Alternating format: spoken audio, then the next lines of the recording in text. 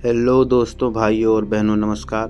दोस्तों, आज हम आपको इस वीडियो में सकट चौथ व्रत कथा के बारे में बहुत सी जानकारियां देंगे जो कि अति महत्वपूर्ण है। तो इस वीडियो में आपको हम बताएंगे कि सकट चौथ व्रत कथा कैसे आप करें, शुभ मुहूर्त क्या है, किस प्रकार से करने पर आपको ज़्यादा फल प्राप्त होगा। भाइयों और बहनों, अगर आप भी अपनी सकट चौथ व्रत कथा को सफल बनाना चाहते हैं तो इस वीडियो का एक भी पॉइंट मिस ना करिएगा। तो आइए देरी ना करते हुए शुरू करते हैं। प्रत्येक वर्ष माघ कृष्ण पक्ष चतुर्थी तिथि को संतान के सुख, सौभाग्य, आरोग्यता, वैभव में वृद्धि के लिए श्री गणेश चतुर्थी व्रत माताओं द्वारा बड़े ही श्रद्धा भाव से रखा जाता है। शास्त्रों में इस व्रत को परम पुण्यदायक तथा मनोकामना पूर्ण करने वाला माना गया है। संकष्टी चतुर्थी अर्थात सकट चौथ व्रत कथा संतान की लंबी उम्र, सुख, सौभाग्य और खुशहाली के लिए रखा जाता है। इसे सकट चौथ के अलावा संकष्टी चतुर्थी, तिलकुट, माघ चतुर्थी भी कहते हैं।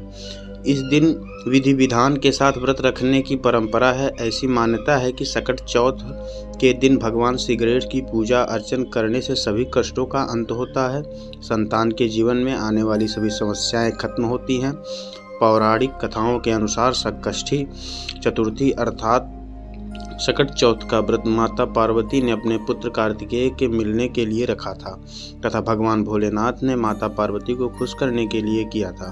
जिस प्रकार प्रत्येक माह के 2 पक्षों की एकादशी के दिन व्रत करने से श्रीहरि विष्णु की परम कृपा प्राप्त होती है, उसी प्रकार प्रत्येक माह की चतुर्थी तिथि को परम पुण्यदायक तिथि माना गया है।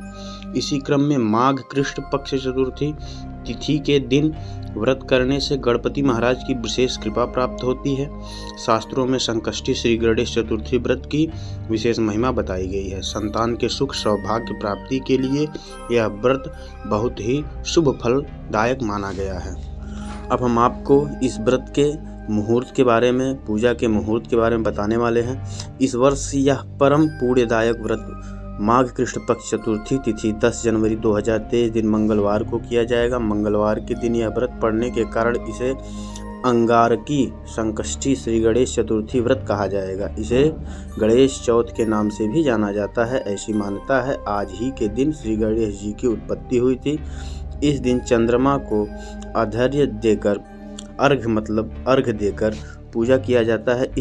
इस वर्ष चतुर्थी तिथि का आरंभ 10 जनवरी को दिन में 9:34 से आरंभ होकर अगले दिन अर्थात जनवरी को 11 तारीख को 11:23 पर समाप्त होगा।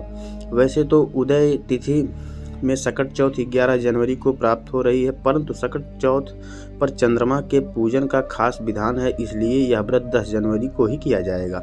सकट चौथ 10 जनवरी को चंद्रोदय का समय रात 8:23 पर है। तो दोस्तों, आपको हम आगे बताने वाले हैं कि इस पूजा की विधि क्या है।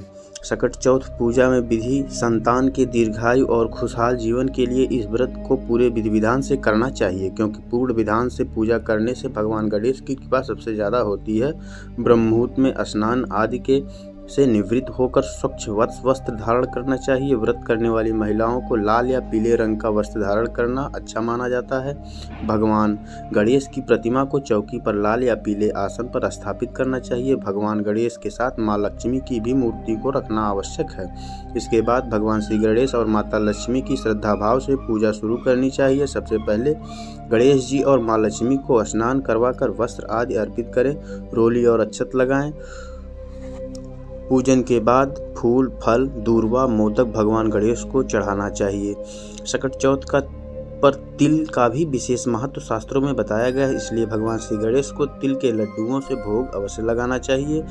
उसके बाद ओम गंग गणपतये नमो नमः इस मंत्र का अधिक से अधिक जाप करना चाहिए। इसके बाद सकट चौथ व्रत कथा की कथा सुनने और सुनाना सबको अपने परिवार में या जिसको भी आप सुना सकते हैं या जिससे भी आप सुन सकते हैं, और आरती करनी चाहिए। रात में चंद्रोदय के बाद चंद्रमा को अर्घ्य देकर ही सकट चौथ व्रत संपन्न करना चाहिए। तो भाइयों और बहनों, कैसी लगी आपको ये जानकारी? आशा करते हैं आपको ये वीडियो बहुत पसंद आया होगा। तो यदि आप इसी प्रकार के वीडियोस देखना पसंद करते हैं तो हमारे चैनल को लाइक करें और सब्सक्राइब करना बिल्कुल ना भूलें।